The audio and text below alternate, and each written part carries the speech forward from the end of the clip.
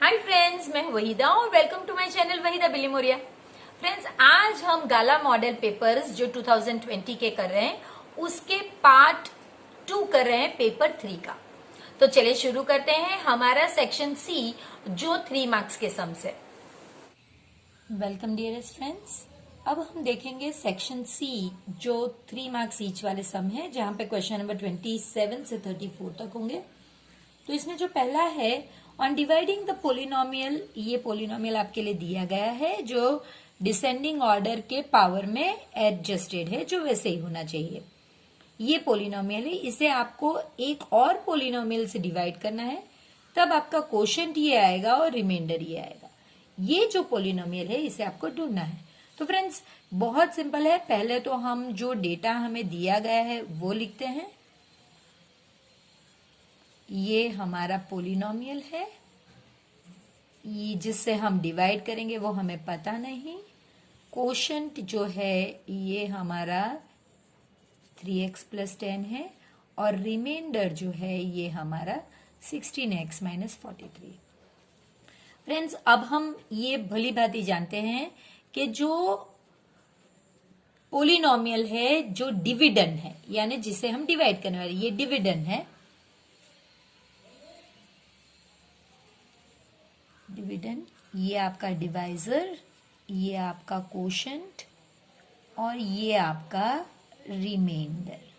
तो जो डिविडेंड है वो डिवाइजर मल्टीप्लाई बाय क्वोशंट होता है और इसमें रिमाइंडर ऐड होना चाहिए। तो फ्रेंड्स अब हम हमारे जो पोलिनोमियल दिए गए हैं वो इसके नीचे लिखेंगे। सो 3x³ + 4x² + 5x -13 = जो हमारा gx है वो दिया नहीं गया तो वैसे ही लिखिए, और यहाँ पे 3x + 10, फिर हम इसमें जो हमारा 16x - 43 है वो ऐड कर देंगे। अब ये पूरी ही चीज आप इसे अगर इस साइड पे लाते हैं तो इसकी साइन चेंज हो जाती है, ये हमें पता है। -16x + 43। सो पहले तो हम सिर्फ इसे शिफ्ट करेंगे, तो इस साइड पे हमारा इतना बच जाता है। अब आप देखेंगे कि ये 5x और ये 16x, सो -11x और 3x³ + 4x² -11x और ये -13 + 43 यानी कि +30। अब आप इसे यहां से मिटाइए, तो ये मल्टीप्लाइड है तो इस साइड पे डिवाइड होगा। अब सिंपल हम रिमाइंडर थ्योरम का यूज करेंगे और इसे डिवाइड करेंगे। तो चलिए 3x³, लकीली हमारे जो पावर हैं x के वो डिसेंडिंग ऑर्डर में ही है जो हमें चाहिए, तो ये आपको यहां पे लिखना होगा। पहली बार आप इसे और इसे देखना है, यानी कि 3x में से आपको 3x³ बनाना है, तो उसके लिए फ्रेंड्स आपको सिर्फ x² चाहिए होगा, तो वो x² आप यहां लिखिए और इसमें आपको ये मल्टीप्लाई करना होगा। तो इसका आंसर आ गया 3x³ + 10x²। ये आंसर इसके नीचे लिखिए, 3x³ + 10x²। साइन ऑपोजिट कीजिए। अब +4 - 10, प्लीज इसे ध्यान से करिए। इसका आंसर -6, तो -6x²। अब ये नीचे लेकर आइए। अब आपको 3x और ये देखना है, सो अब आप 3x में से -6x² करना चाहे तो -2 × x यानी कि -2x। तो अब -2x के साथ सो -2x ये हो गया -6x² -20x, -6x² -20x। Sign opposite कीजिए। -11 + 20 यानी कि आपका आंसर आएगा 9, सो 9x + 30। अब वही करना है आपको आगे और कि भाई 3x में से आपको 9x करना है, यानी कि सिर्फ 3। तो यहाँ पे अगर सिर्फ 3 है तो +3 लिखिए, और इसमें 3x + 10, तो ये हो गया आपका 9x + 30। 9x + 30 साइन ऑपोजिट कीजिए, दोनों कैंसिल। तो आपका जो ये आता है gx जो है वो आपका ये वाला है, यानी कि x² - 2x + 3। 28th सम में फ्रेंड्स आपसे कहा गया है कि solve x² + 1/x² that is equal to 82/9। हम यहाँ पे पहले फ्रेंड्स बहुत जरूरी है कि आप x² को a समझें। अगर आपने ये स्टेप नहीं किया तो फिर बहुत डिफिकल्ट होता है कैलकुलेशन करना।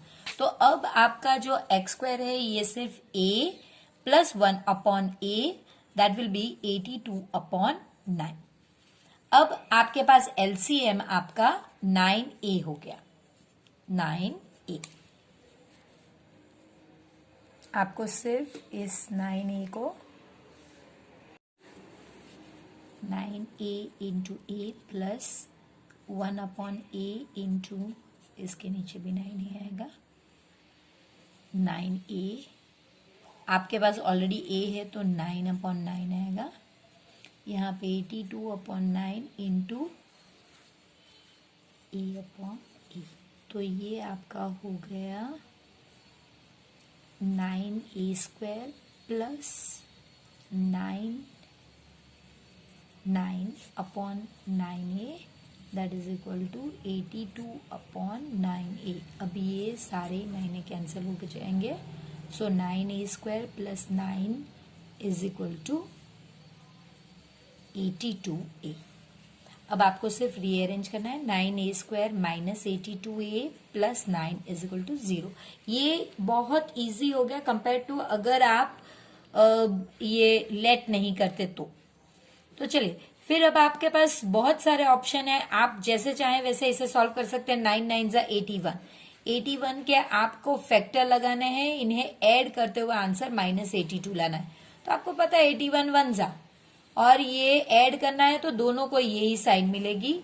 सो 9a² - 81a - a + 9 is equal to 0। 9a common, a - 9, यहाँ पे -1 कॉमन निकालिए तो a - 9। तो अब आपके पास दो है, a - 9 और दूसरे में 9a - 1। सो आप देख सकते हैं a - 9 इज इक्वल टू 0 और 9a - 1 इज इक्वल टू 0। तो a इज इक्वल टू 9 और 9a is equal to 1, a is equal to 1/9। Friends अब आपके पास a तो आ गया, लेकिन हमें a थोड़ी ढूंढना है, आपको तो ऊपर लिखा ही गया है सॉल्व फॉर x, यानी कि x की वैल्यू आपको बनानी है। तो वो यही मेथड होगी। अब हमने जो लेट किया था उसका यूज करेंगे कि x² is equal to a। So x is equal to √a। So a की वैल्यू हमारी 9 थी, तो इसका मतलब प्लस और -3, x आपका प्लस और -3 है। जबकि इस साइड पे again x² is equal to a कितना है 1/9, यानी कि x आपका प्लस और -1/3। तो फ्रेंड्स हमारे पास x की 4 वैल्यूज आई, +3, -3, +1/3 एंड -1/3। अभी तक के 3 पेपरों में पहली बार इस तरह से हमारे पास 4 वैल्यूज आई है। The sum of 5th and 7th term of AP, यानी कि 5th टर्म यानी A5। तो इसे कोई जगह पे A5 की जगह पे T5 भी कहते हैं, टर्म 5th। सो आप अपने हिसाब से देखिए आपके स्कूल में किस हिसाब से चलता है वैसे ही आप भी लिखिए।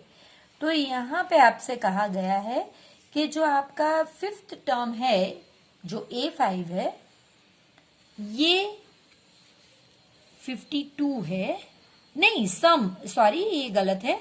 A5 5th 5th टर्म और 7th टर्म को जब आप ऐड करोगे तो 52 बनता है, और जो 10th टर्म है वो 46 है। तो फ्रेंड्स यहां से ही हम शुरू करेंगे। A5 प्लस A7, तो आप जानते हैं कि ये 52 है। A5 क्या होता है फ्रेंड्स? A plus 4D। मैंने कैसे किया? ऐसे यही फॉर्मूला है, A5 is equal to A plus n minus 1D। 5n है तो A plus 5 minus 1D that is equal to A plus 4D। यानी कि जितना आपको n है उससे एक आगे D का कोएफिशिएंट होना चाहिए, और ये A प्लस 6D 52। तो 2A plus 10D is equal to 52। So आप इस पे देख सकते हैं कि सारों को डिवाइड बाई 2 कर ले, तो ये सारे ही A plus 5D is equal to 26। ये हमारा पहला इक्वेशन। अब इसके बाद आपको ये भी कहा गया है, ये जो नेक्स्ट वन है इसे लेकर चलते हैं। A10 आपका 46 है, तो इसका मतलब A प्लस 9D आपका 46 हुआ। ये हमारा दूसरा इक्वेशन। अब आप ये दोनों इक्वेशन को कोई भी मेथड से सॉल्व कर सकते हैं, एलिमिनेशन या फिर आप सब्स्टिट्यूशन या फिर क्रॉस मल्टीप्लिकेशन, आप अपने हिसाब से देखिए। मैं ये ही सम को पहले एलिमिनेशन मेथड से सॉल्व करूंगी। A plus 5D is equal to 26, A plus 9D is equal to 46। मैं तो इसे ही एलिमिनेट कर दूंगी, तो इसे सिर्फ -1। So -A minus 5D is equal to -26, और A plus 9D is equal to 46। अब ये कैंसिल हो जाएगा। 4D is equal to 20, D is equal to 20 by 4, so 5, D is equal to 5। आपको यही ढूंढना है, फाइंड द कॉमन डिफरेंस। तो कॉमन डिफरेंस का मतलब है आपको D ढूंढना था, तो वो हमने ढूंढ लिया। फिर इसके बाद A ढूंढने की जरूरत नहीं, क्योंकि वो पूछा नहीं गया। अगर पूछा गया होता तो आप फिर किसी में भी, ये दो में से कोई भी इक्वेशन में आप रिप्लेस करके A की वैल्यू ढूंढ सकते थे। ये भी बहुत सिंपल सम है। इसमें कहा गया है the first term of an AP is 5, यानी A is equal to 5। The last term यानी कि AN, जो लास्ट टर्म के लिए हम LB यूज करते हैं, वो आपका 45 है। एंड द सम इज, यानी कि SN आपका 400 है। Find the number of terms, यानी N आपको ढूंढना है और D आपको ढूंढना है। ये इतना आपको करना है। तो फ्रेंड्स आप यहां से शुरू कर सकते हैं, क्योंकि ये फॉर्मूला में हमें AB चाहिए और LB चाहिए और NB, सभी कुछ ये फॉर्मूला में चाहिए।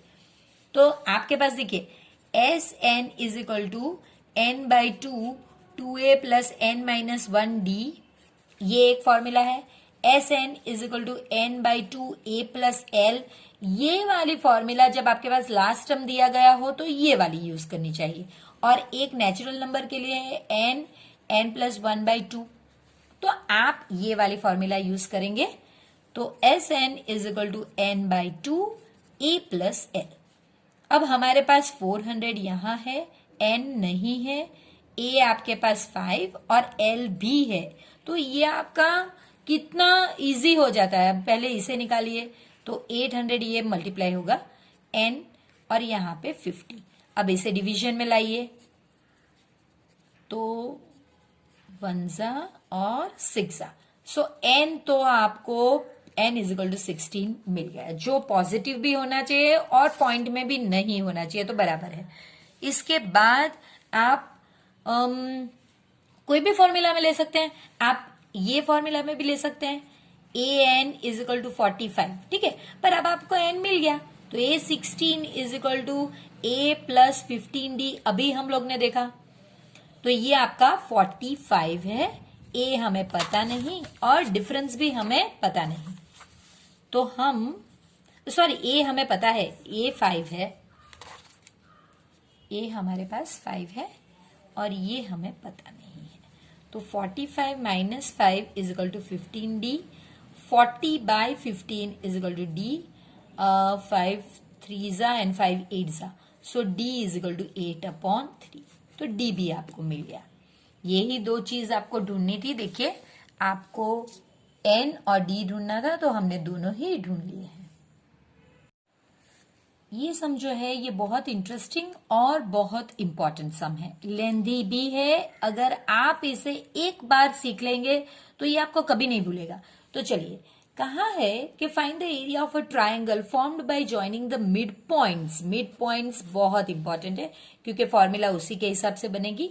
The sides of the triangle whose vertices are this and this। यानी कि एक आपके पास ट्राइंगल है जिसके वर्टाइसेस ये है 0 -1, बी है आपका, अगर आप यहां पे बी ले लेते हो तो 2 1, और ये आपका सी है 0 3। आप पे डिपेंड करता है, आप ए बी सी भी ले सकते हैं। और इनके मिड पॉइंट्स को ज्वाइन करता हुआ जो ट्राइंगल है, आपको इसके वर्टाइसिस, पहले तो आपको वर्टाइसिस ढूंढने हैं। सपोज ये पी लेती हूं मैं, और ये अगर मैं क्यू लेती हूं, ये आर। सो इसे अगर मैं लेती हूं x1 y1, ये x2 y2, और ये x3 y3। तो आपको पहला काम जो करना है वो ये है, सो आपको इसका एरिया ढूंढना है। फिर आपको उसका रेशियो ये बड़े वाले ट्राइंगल के एरिया से करना है, यानी कि इसका भी एरिया आपको ढूंढना है। ये वाला जो बड़ा वाला ट्राइंगल है इसका एरिया भी ढूंढना है और इसका रेशियो बनाना है। तो फ्रेंड्स, अगर बड़े वाले ट्राइंगल का तो दिक्कत नहीं है क्योंकि इसकी फॉर्मूला के लिए हमारे पास तीन वर्टाइसिस के पॉइंट्स है x1 y1, लेकिन छोटे वाले ट्राइंगल के नहीं है। तो यहां पे हमारे लिए कौन सी चीज इंपॉर्टेंट है, पी क्यू और आर जो है ये मिड पॉइंट्स है of triangle A B C, यानी कि साइड्स। आप यहां पे आप ट्राइंगल मत लिखिए। पी जो है वो ए सी, क्यू जो है वो ए बी, और आर जो है वो बी सी रिस्पेक्टिवली, ये लिख लीजिए। तो एग्जामिनर को पता चल जाएगा कि आपको इस बात का ख्याल है कि कौन सा किसका है। चलिए, अब हम बिल्कुल ये जो हमने जैसे बनाया है, लिखा है, वैसे ही ड्रॉ करते हैं हमारी सहूलियत के लिए। सपोज ये सी और ये ए है, तो ये पॉइंट मुझे मिड पॉइंट ढूंढना है पी का। इसके कोऑर्डिनेट्स है 0 3 और इसके कोऑर्डिनेट्स है 0 -1। तो मैं कैसे ढूंढूंगी, ये जो x है इसे ढूंढने के लिए मुझे x1 प्लस x2/2 यानी ये और ये ऐड करना पड़ेगा, यानी 0 + 0/2 यानी कि 0। y के लिए क्योंकि मिड पॉइंट है, ये फॉर्मूला है फ्रेंड्स। अगर मिड पॉइंट नहीं होता तो फिर फॉर्मूला बदल जाती, m1 x1 वाली फॉर्मूला होती, sorry m1 x2 plus m2 x1 divided by m1 plus m2, वो फॉर्मूला होती। लेकिन मिड पॉइंट से तो ये फॉर्मूला है।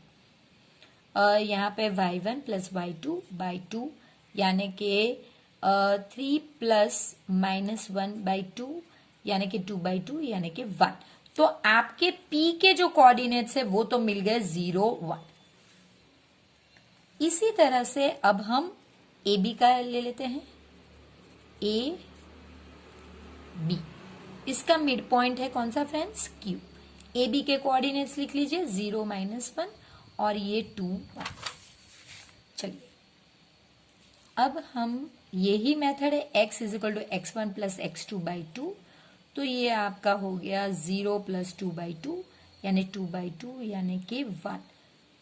इसी तरह y = y1 + y2/2 that is equal to -1 + 1/2 0/2, so that is equal to 0।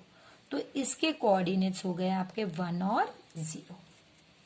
इसी तरह अब ये थर्ड वन ड्रॉ कीजिए, बी सी, और इसका मिड पॉइंट है आर। बी के कोऑर्डिनेट से 2 1 और सी के 0 3।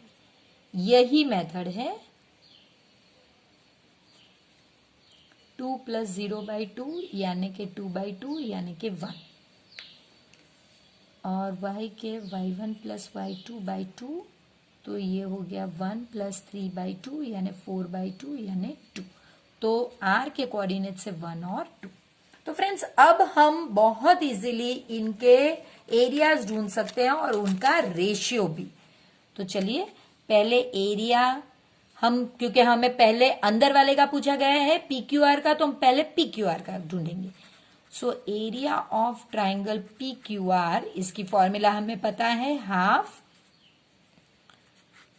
x1 फिर y2 minus y3 plus x2 y3 minus y1 फिर x3 y1 minus y2।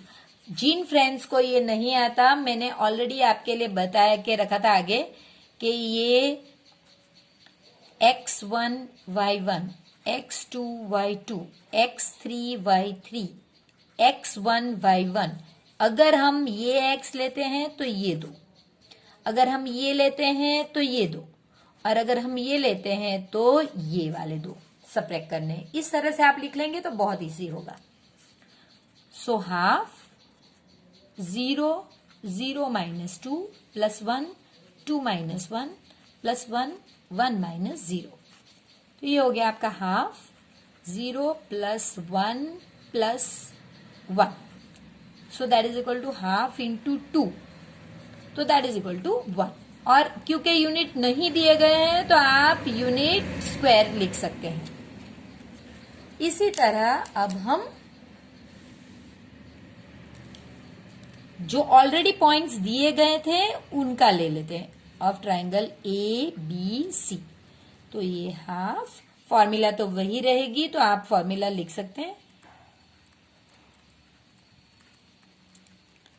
Formulas friends इस तरह से रोज प्रैक्टिस कीजिए, तभी आपको सम इजीली सॉल्व कर पाएंगे जो दिया गया टाइम हो उसके अंदर, वरना आप ढूंढते ही रह जाओगे कि फॉर्मूला क्या होगी और टाइम वेस्ट हो जाएगा।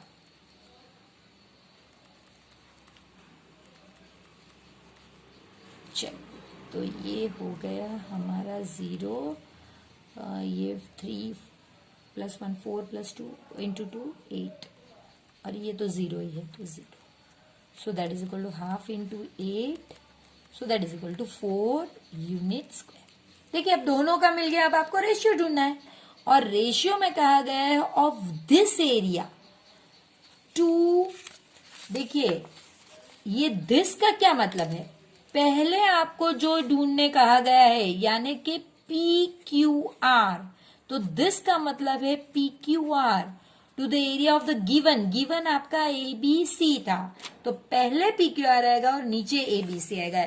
ये गलती बच्चे पूरा सम करते हैं और ये गलती कर देते हैं। सो पहले area of triangle P Q R आएगा और नीचे area of triangle A B C, यानी कि 1 और 4, तो रेशियो आपका हुआ 1:4।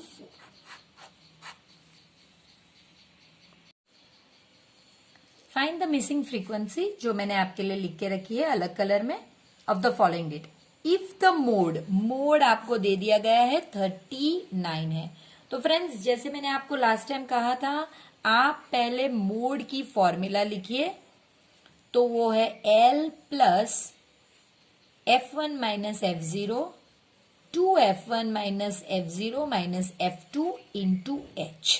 तो देखिए मोड के लिए आपको ये वैल्यू दी गई है, तो अगर आपको मोड दिया गया है तो आपको दो जगह पे यूज होगा। एक तो पहले से आपको उससे मॉडल क्लास मिल जाएगा, 39 इसके बीच में, तो ये हमारा मॉडल क्लास है। उसके सामने आपकी हाईएस्ट फ्रीक्वेंसी होगी, तो देखिए इसी की वजह से आपको जो F1 है वो मिल जाएगा। अब उसके ऊपर का F0 होगा, तो F0 आपका F है, और उसके नीचे का आपका F2 होगा, तो F2 आपका 4 है।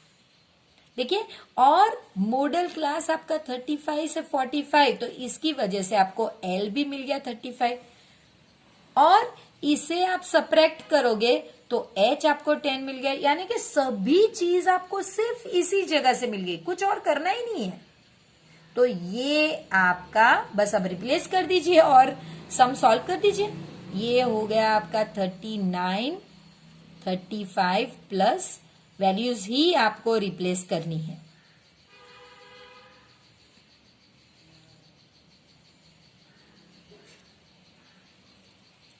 पहले इसे ही शिफ्ट करेंगे, सो 39 माइनस 35 और फिर ये निकाल देंगे 10, that is equal to 7 minus F, और ये हो गया आपका 14 और माइनस 4, सो 10 माइनस एफ। तो ये हो गया आपका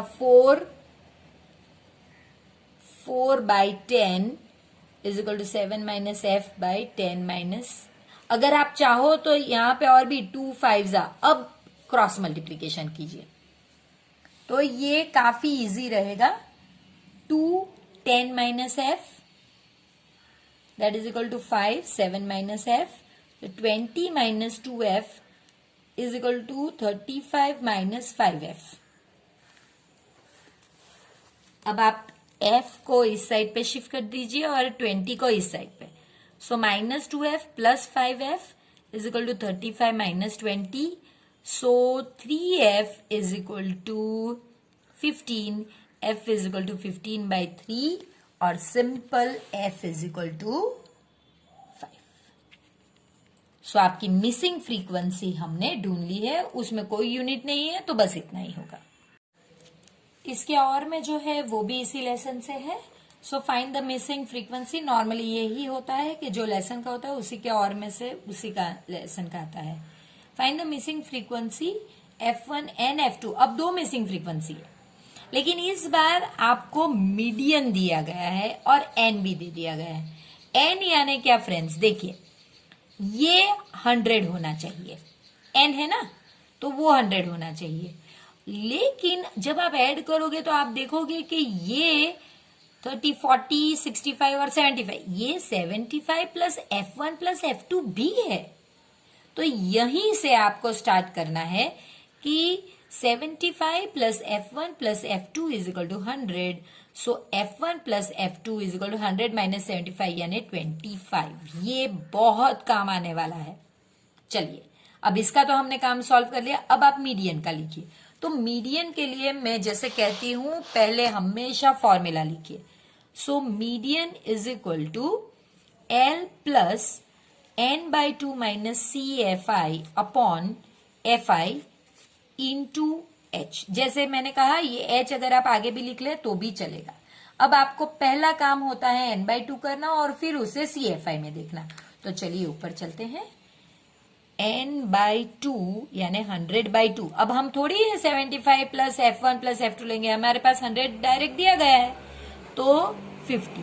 अब ये 50 कहाँ करना है, तो कोई मेरे फ्रेंड कहेंगे कि CFI करके उसके बीच में आप 50, देखिए मैं CFI भी करके बताती हूँ आपको। 10, ये 10 प्लस F1, ये 10 प्लस 25 यानी 35 प्लस F1, ये 65 प्लस F1, फिर ये 65 प्लस F1 प्लस F2 और ये 75 प्लस F1 प्लस F2।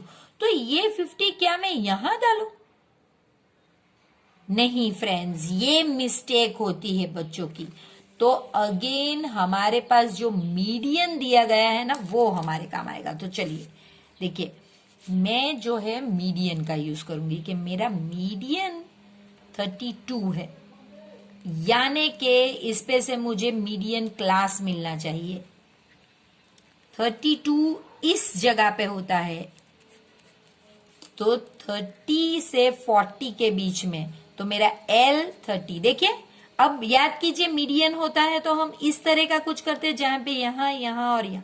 तो ये मेरा मीडियन क्लास, ये मेरी F, यानी कि F मेरा 30 होगा, और ये जो है ये मेरी CFI, तो वो भी मुझे मिल गया। CFI मेरा 35 प्लस F1, और H तो बिल्कुल ये दो को सब्ट्रैक्ट करूंगी तो H मुझे 10 भी मिल गया। अब कुछ बचा ही नहीं है फ्रेंड्स, सिर्फ रिप्लेसमेंट कीजिए, जो यहां पे वैल्यूज है उसे इसमें डालिए। L आपका 30, ये आपका n बाई 2 50 माइनस CFI आपका, सॉरी ये थोड़ी लंबी लाइन होती, CFI आपका 35 प्लस F1, और नीचे F आपका 30 है, और ये आपका हाइट जो है वो 10, और ये मीडियन लिखना भी मत भूलिए, ये 32 आपको ऑलरेडी दे दिया गया है। पहले इसे शिफ्ट करेंगे, सो 32 माइनस 30 और फिर सो ये आपका हो गया, इसका आंसर 2 आएगा। पहले हम ये बाजू भी सॉल्व कर सकते हैं, ये 1 और ये 3। चलिए अब इस साइड पे आपका रह जाता है, हम नेक्स्ट लाइन में करेंगे, थोड़ी जगह होनी चाहिए। सो 50 माइनस 35 माइनस F1 अपॉन 3। अब ये इसका आंसर आया 2 इंटू 3, तो इसे में हमने मल्टीप्लीकेशन में डाला और ये 15 minus F1, 6 minus 15 is equal to minus F1। Therefore minus F1 is equal to आपका आंसर आता है -9। तो इसका मतलब F1 जो है वो 9 है। तो ये तो F1 हो गया फ्रेंड्स। अब F2 ढूंढने के लिए हमारे पास ये इक्वेशन जो मैंने आपसे कहा था बहुत इंपॉर्टेंट है, उसका यूज करेंगे। तो बस वही देखिए, F1 plus F2 is equal to 25। F1 आपका 9 है, तो F2 is equal to 25 minus 9, F2 आपका 16। तो देखिए कितना इजी है एक मीडियन क्लास का होना, सिर्फ मीडियन होना और उसपे से क्लास ढूंढना और फिर ये पैटर्न याद रखना कि जिससे आपको कौन सी चीजें लेनी है वो पता चल जाए। तो ये बहुत इजी है, एक बार एक मिल जाए यानी कोई भी एक मिसिंग फ्रीक्वेंसी, तो फिर इसकी मदद से हम दूसरी मिसिंग फ्रीक्वेंसी ढूंढ सकते हैं। फ्रेंड्स ये जो हमारा सम है ये ऑलरेडी आगे के एक पेपर में भी आ चुका है, लेकिन हम हर बार ये सम फिर से सॉल्व करेंगे ही। तो ये हमारे लिए बहुत इंपॉर्टेंट सम है। इसमें आपको एक क्वाड्रिलेटरल दिया गया है, ABCD फिगर ऑलरेडी आपके लिए ड्रॉ किया गया है और आपको सिर्फ ये प्रूव करना है कि ये साइड AB प्लस CD उसका measure AD plus CB। Friends यहाँ पे ये सम एज सॉल्विंग पूछा गया है, लेकिन इसी सम के ये कंसेप्ट पे शॉर्ट क्वेश्चंस जैसे कि 1 मार्क के जो सम्स आते हैं ना, वो 1 to 16 में वो इसमें से भी पूछे जाते हैं। तो चलिए इसमें आपको सिर्फ फिगर देखना है और ये लिखना ही है, फ्रॉम द फिगर यही देख के लिखना है। अगर हम ये थियरम 2 को ध्यान में रख के, जैसे कि 6.2 को ध्यान में रख के हम लोग करेंगे टेंजेंट्स का। फ्रॉम द फिगर P 6.2 नहीं सॉरी 10.2 PB एंड QB, ये यहां से PB और QB are tangents from point B। मैंने B का पहले लिया है, आप A का भी पहले ले सकते हैं। Therefore PB is equal to BQ। अगर मैं ये PB लेती हूं तो अब जो मैं A का बोलूंगी उसमें पहले मुझे AP लेना पड़ेगा, तभी ये AP और PB मिलके AB बनेंगे। तो ये मेरा पहला। अब A के लिए AP और AS, पहले AP बोलूंगी। AP and AS are tangents from point A.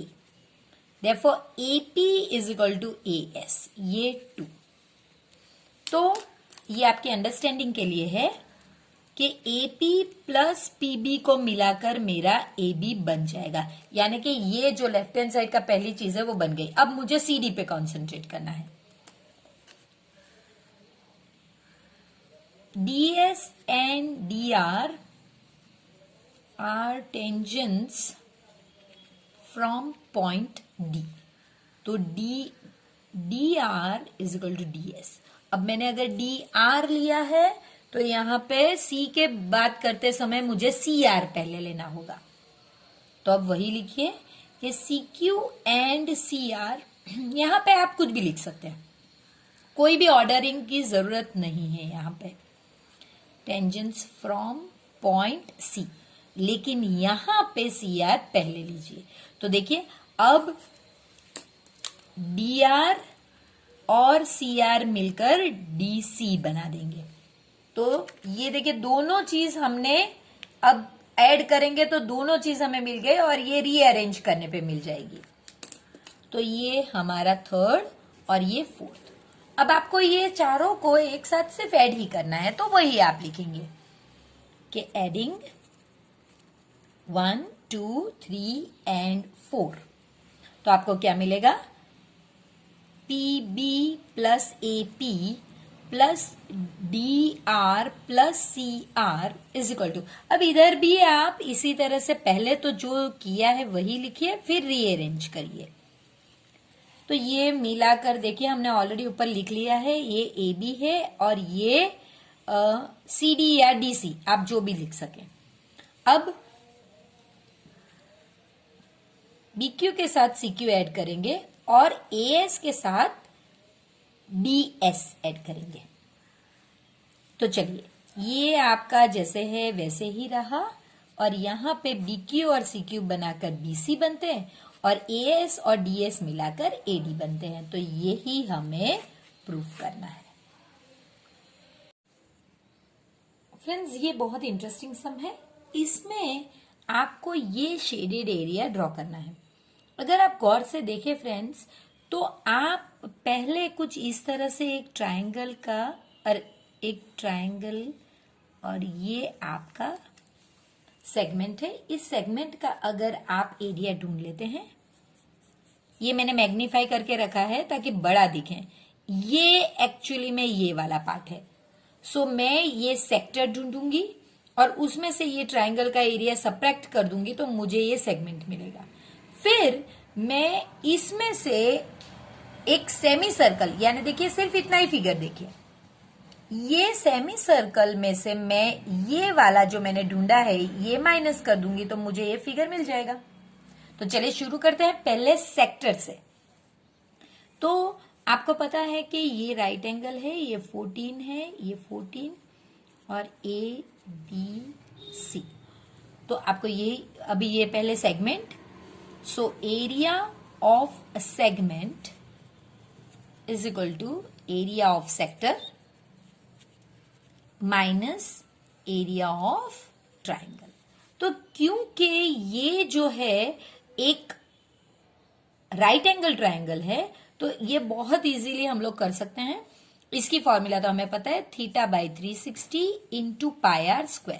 और ये क्योंकि एक राइट एंगल ट्राइंगल है, आप यहां पे लिख सकते हैं half into product of 2 legs, या फिर आप एक को बेस और एक को हाइट लेके half into base into height भी लिख सकते हैं, या फिर ये दोनों सेम ही आंसर आएंगे आपके। सो क्योंकि ये 90 डिग्री है, आप जानते हैं कि ये 90 डिग्री है, 360, आप यहां पे एरिया ऑफ सेक्टर की जगह पे एरिया ऑफ क्वाड्रेंट भी लिख सकते हैं।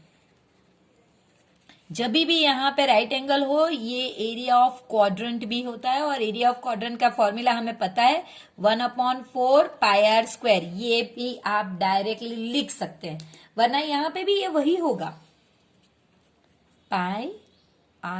सो पाई आपकी अगर आपको वैल्यू नहीं दी गई तो 22/7, और r आपको पता है कि भाई ये जो है ये r 14 है, माइनस हाफ इंटू 14 इंटू 14।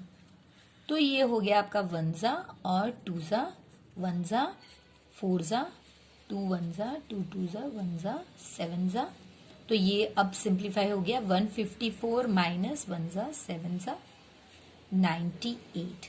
तो ये आपका हो गया 56 या 56, और क्योंकि ये सब सेंटीमीटर में है तो सेंटीमीटर स्क्वायर। तो ये तो मुझे मिल गया ये वाला।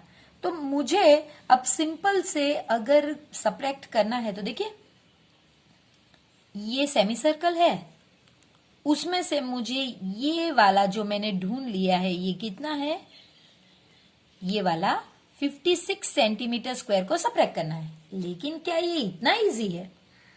इसके लिए मुझे रेडियस चाहिए ना सेमी सर्कल का। अगर मुझे एरिया ढूंढना है तो उसके लिए मुझे रेडियस चाहिए, रेडियस तो है ही नहीं मेरे पास। तो रेडियस के लिए फ्रेंड्स अगेन यहां पे देखिए, ये जो हाइपोटेनियस है, यहां पे देखिए ये बेटर रहेगा कि ये जो हाइपोटेनियस है वो इस बड़े सर्कल का डायमीटर भी है। तो यहीं से हम फिर से शुरू करेंगे रेडियस ढूंढने की प्रक्रिया। तो radius of semi circle is equal to hypotenuse of triangle ABC। तो ये दोनों सेम है, तो इसे ढूंढने के लिए आप ये देखिए, ट्राइंगल को फिर से लिखिए, A और इसका in triangle ABC angle A is equal to 90, therefore by Pythagoras theorem BC square is equal to AB square plus AC square, so that is equal to 14 square plus 14 square. So BC is equal to 196 plus 196 का root, तो ये हो गया आपका 196, तो 392 का root. अब 392 का रूट हो गया फ्रेंड्स 14√2, तो इतना आपका BC आया। लेकिन BC जो है वो तो डायमीटर है, तो ये रेडियस जो है वो हाइपोटेनियस का हाफ है। तो हाइपोटेनियस आपने ढूंढ लिया, तो अब उसका हाफ कीजिए। Therefore diameter is equal to 14√2, radius is equal to 14√2 by 2, that is equal to 7√2। अभी तो आपको सिर्फ रेडियस मिला है। अब आप इस तरह से देखिए,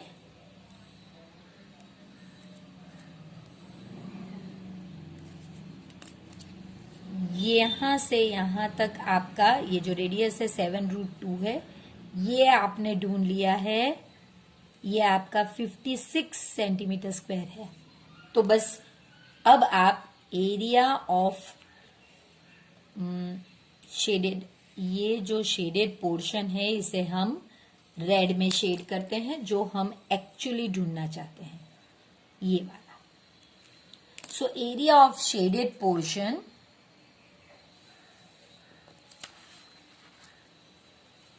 is equal to area of semi circle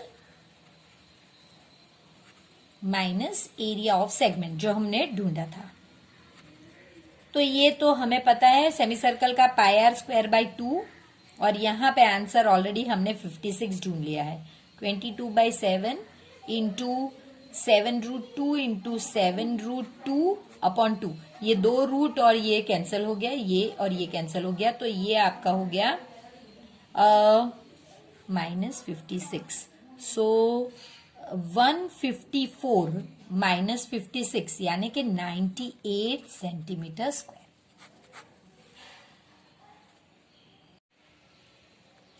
The rainwater from a roof of dimension 22 meter by 20 meter drains into a cylindrical vessel having diameter of base 2 meter and height 3.5। यानी कि कुछ इस तरह से है, देखिए ये कुछ एक आपके पास फिगर है,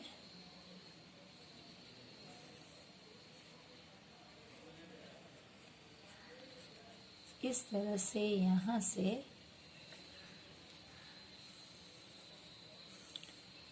हमारा जो इस तरह के वेसल में ये गिरने वाला है, इसका जो डायमीटर है, डायमीटर पूरा ही है, मैं अलग पेन में करती हूँ, ये डायमीटर आपका 2 मीटर है और इसकी हाइट 3.5 मीटर है। यहाँ पे आपको डायमेंशन 22 मीटर बाय 20 मीटर दिया गया है। तो ये चीज आपको यहाँ से पानी इसमें गिरना चाहिए, यानी कि जो वॉल्यूम इसका होगा वो वॉल्यूम इसका भी होगा, सेम, दोनों के वॉल्यूम सेम है।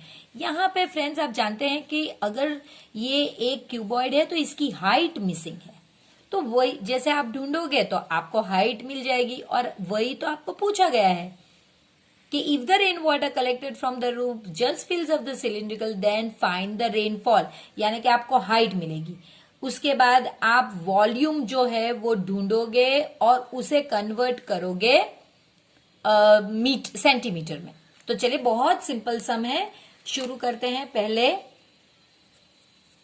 Volume of roof is equal to volume of cylinder.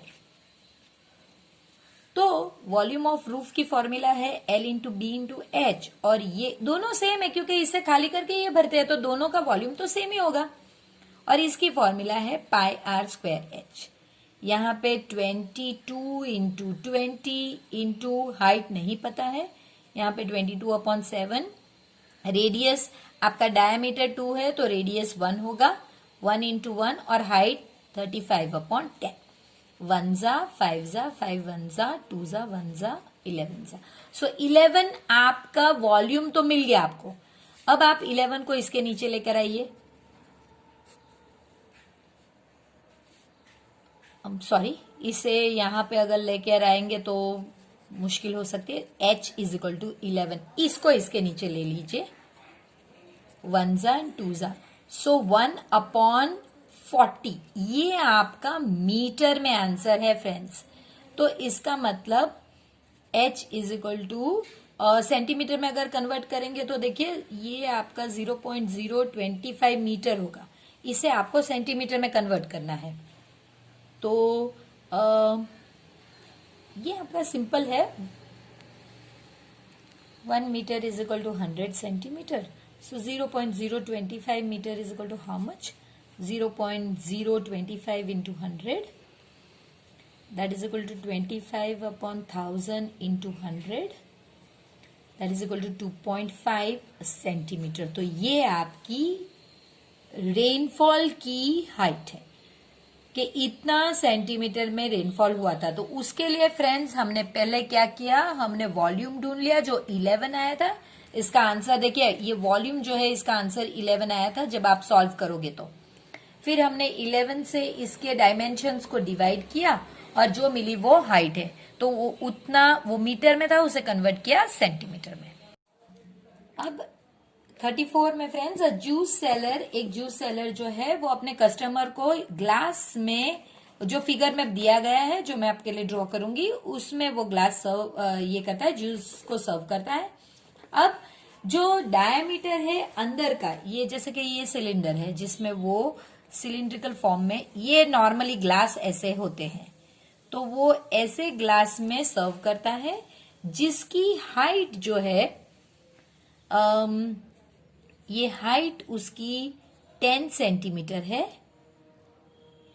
और उसका सिलिंड्रिकल इनर डायमीटर, ये डायमीटर उसका 5 सेंटीमीटर है। मैंने अभी जानबूझकर कुछ और ड्रॉ नहीं किया है जो हम अब देखेंगे।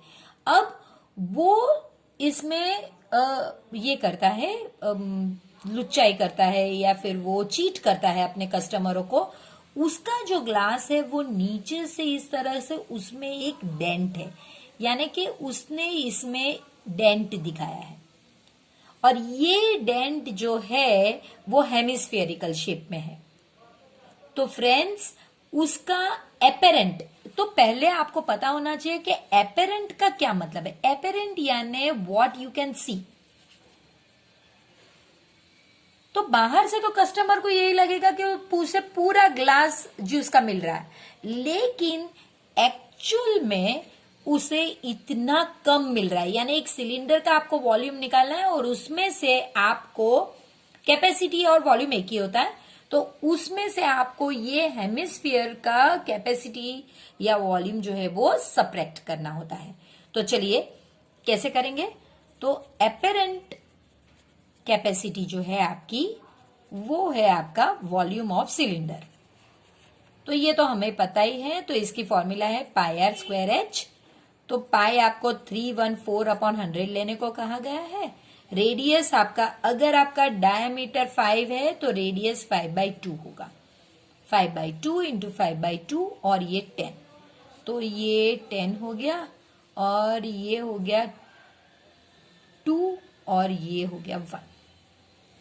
तो इसके अलावा ये आप कर सकते हैं 157 से, तो ये हो गया आपका 785/4, which comes out to be 196.25 centimetre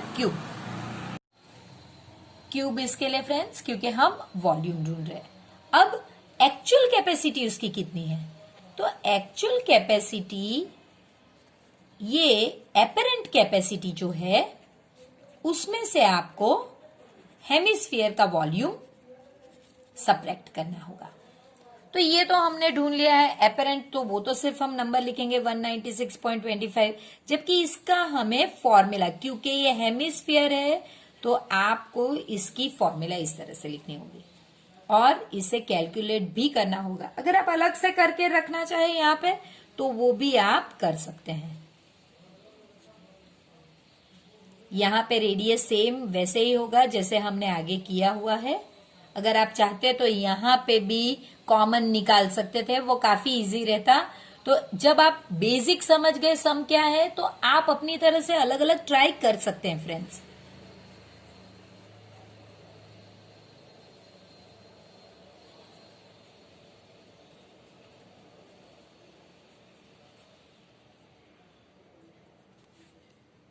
तो ये आपका कुछ समथिंग 196.25 माइनस 32.71 जैसा कुछ आता है, तो 163.54 सेंटीमीटर क्यूब। सो आइडिया क्या है फ्रेंड्स कि आप समझ लो कि सम क्या कहना चाहता है। फिर ये ऐसे सम्स है जिसमें ये एक सॉल्यूशन मैंने जैसे बताया वैसा है। आप चाहो तो आप ये दोनों फॉर्मूला इस तरह से लिख सकते हैं, यहीं पे सम सॉल्व कर सकते हैं। और इन दोनों में से पाई आर स्क्वायर तो आपका कॉमन है, तो बच गया सिर्फ h माइनस 2/3 r। तो इतने में ही वैल्यू रिप्लेस करके एक ही बार कैलकुलेशन करके भी कर सकते हैं, ये बहुत इजी है। लेकिन उसके लिए पहले आपको सम को समझना होगा। तो फ्रेंड्स, आपने देखा कि कई नए सम्स थे और इनके अलावा कई बहुत इंपॉर्टेंट सम्स थे, और कुछ सम्स ऐसे भी थे कि जो बहुत सारे पेपर्स में रिपीट हो रहे हैं। तो फ्रेंड्स यही है, ये सारे सम इतने ही सम्स है, इन्हें ही रिपीट कर करके अलग अलग पेपर्स में पूछे जाते हैं। थोड़े बहुत नंबर्स इधर उधर होते हैं, तो ये हमें अब कंसेप्ट हमारे क्लियर हो तो हमें बिल्कुल डर नहीं लगना चाहिए।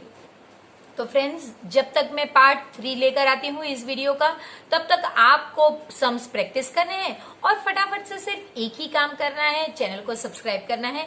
प्लीज वीडियो को लाइक कीजिए और अपने फ्रेंड्स के साथ इसे शेयर भी कीजिए।